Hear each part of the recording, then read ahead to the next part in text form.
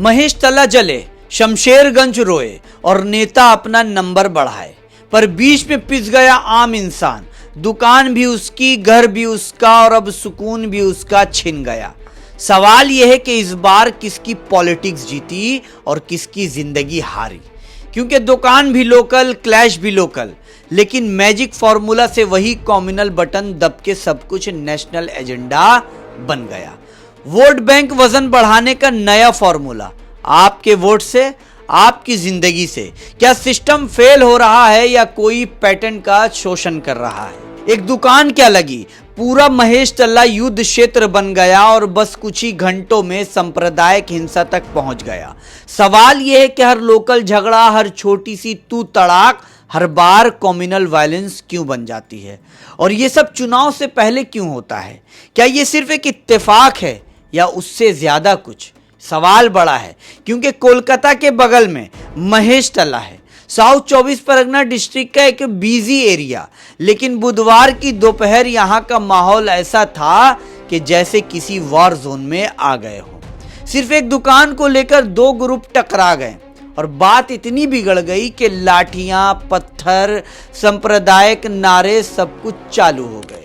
महेश तला के ward number 7 में टकराव हुआ। कुछ लोगों ने एक धार्मिक स्थल पर हमले करने का आरोप लगाया और फिर बात कम्युनल बन गई। पुलिस आई, लेकिन उन पर भी पत्थर बरसा दिए गए, उनके वैन्स को तोड़ दिया गया, गाड़ियों को तोड़ दी गई, यहां तक कि डिप्टी कमिश्नर लेवल के ऑफिसर तक चोटिल हो गए। डायमंड हार्बर पुलिस के मुताबिक 40 लोगों को अब तक अरेस्ट किया जा चुका है। 7 एफआईआर दर्ज हुई हैं। रविंद्र नगर और नदियाल पुलिस स्टेशन दोनों का ज्यूरिडिक्शन ओवरलैप करता है, इसलिए वेस्ट बंगाल पुलिस और कोलकाता पुलिस दोनों मोहल्ले में उतर गए हैं। बीएनएसएस की धारा 163 लगा दिया गया है, जो बेसिकली क्राउड कंट्रोल और कम्युनल हार्मोनी मेंटेन करने के लिए होता है।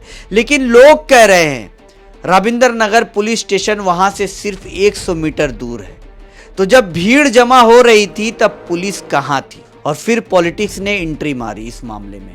बीजेपी ने कहा कि सेंट्रल फोर्सेस भेजे जाएं। शुभेंदु अधिकारी ने प्रोटेस्ट किया पुलिस हेडक्वार्टर्स पर और साथ ही साथ महेश तला जाने की इजाजत मांगी। बीजेपी एमएलए असेंबली में हंगामा करने की धमकी दे रहे हैं। टीएमसी ने कहा कि बीजेपी हर लोकल इश्यूज को कम्युनल बना के वोट बैंक पॉलिटिक्स कर रही है। मेयर फिरहाद हकीम ने आश्वासन दिया कि जो भी पुलिस पे हमला करेगा उसे छोड़ा नहीं जाएगा। लेकिन असली सवाल यह है कि हर बार एक छोटा सा मामला कम्युनल टेंशन क्यों बन जाता है? क्या ये सिर्फ इत्तेफाक है या कोई पैटर्न है? आखिर क्यों हर इलेक्शन के पहले जात पात, धर्म, कम्युनिटी का रंग छेड़ा जाता है?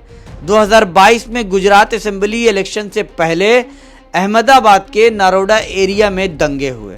2023 में कर्नाटका इलेक्शन से पहले शिवमोगा में कम्युनल वायलेंस हुए और 2024 के जनरल इलेक्शन के ठीक बाद शमशेरगंज, धुलियान और अब महेश तल्ला। हर बार एक ही पैटर्न, एक छोटी सी टेंशन कम्युनल बन जाती है और फिर पॉलिटिकल ब्लेम गेम शुरू हो जाता है। क्या ये हमारी पॉलिटिक्स का एक हिस्सा बन गया है? सवाल बड़ा है, जवाब आप जरूर दें। आपको पता है 2024 में चुनाव भी हुए और दंगे भी बढ़े हैं। ये मैं नहीं, नेशनल डेटा कह रहा है। सिर्फ एक साल में 84% से ज्यादा कम्युनल दंगे बढ़े हैं। 2023 में 32 दंगे हुए थे और 2024 में 59 दंगे हुए। और हैरान करने वाली बात तो यह है कि 59 में से 49 दंगे बीजेपी शासित राज्य में हुए हैं। समझिए, वोट से पहले दंगा और दंगे के बाद प्रोपागेंडा।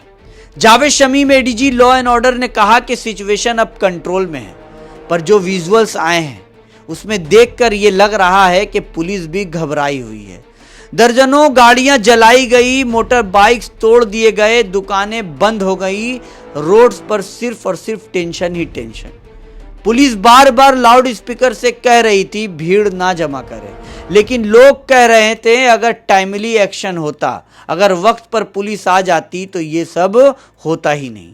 एक दुकान के सेटिंग अप से लेकर कम्युनल दंगे तक ये कैसे हो जाता है? क्या असली इशू दुकान था या कुछ और था इसके पीछे?